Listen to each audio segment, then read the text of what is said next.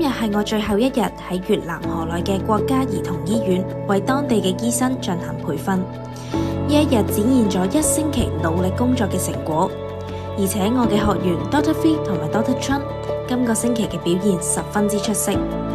今日我哋會重複一啲今個禮拜已經實踐過嘅手術案例。令我好驚訝嘅係，短短1個星期，我已經好快見到佢哋嘅進步。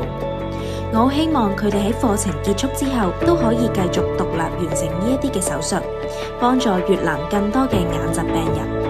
我相信佢哋一定可以，因為佢哋做得非常之好。